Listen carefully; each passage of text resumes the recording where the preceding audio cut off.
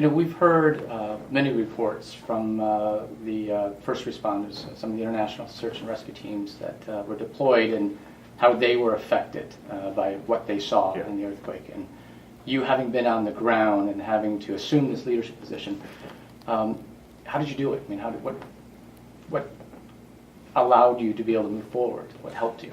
Well, I think every day going out on the streets, seeing the Haitian people, seeing the smiles of the children, even in their desperate hour, motivated you to work harder every day and to focus on the reason we were there, that was save lives, mitigate the suffering, and prevent any other deaths that could occur from our failure to be able to respond to the needs of the Haitian people. So I think our motivation was out in the streets every day, interacting with the Haitian people.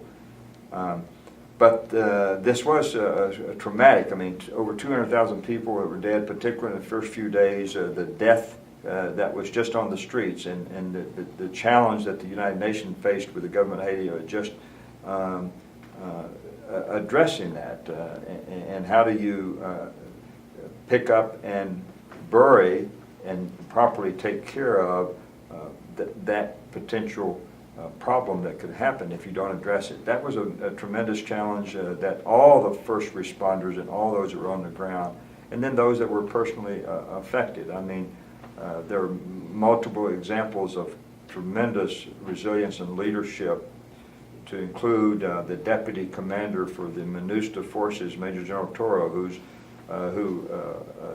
took charge right after the earthquake, because Major General Floriano Peixoto was here in Miami, and it took him about 24 hours to get back. But his wife was killed in the Hotel Montana.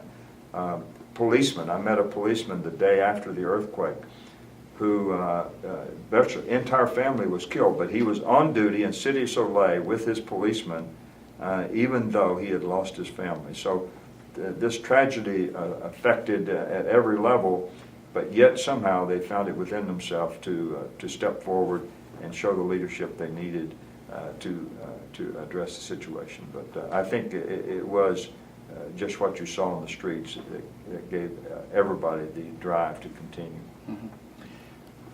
On Haiti, what do you see as unfolding in the immediate future here? I mean, what do we need to do to help the Haitian people and the Haitian government not only survive this earthquake, but obviously thrive and recover and move on the road towards development? Well, I think we need to be focused on how we build capacity within the Haitian government from the local to the national level.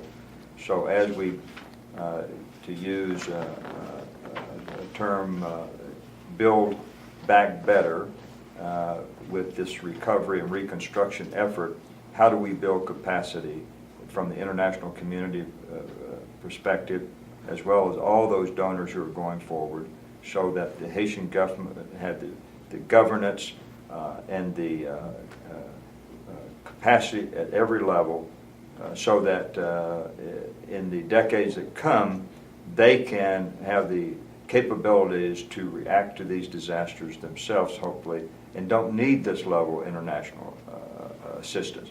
Obviously, the earthquake is a unique case.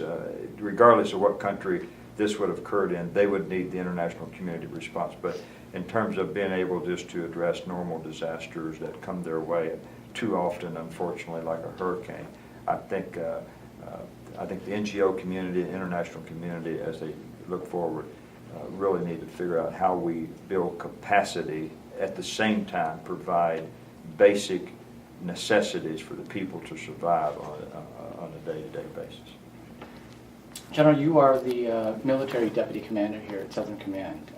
Looking at the future in your region with the increasing risk and vulnerability, what is the role of Southern Command with regard to humanitarian assistance? Well, we work very closely with all of our embassies in the region, and particularly the United States Agency for International Development, at their country campaign plans and what goals they have with their partners in that country. And then we try to use our capacity to work with them in that country to achieve those goals. In particular, we have a number of programs such as our humanitarian assistance program where we can work with them to build emergency operations centers or to provide training for first responders or to provide national level seminars for those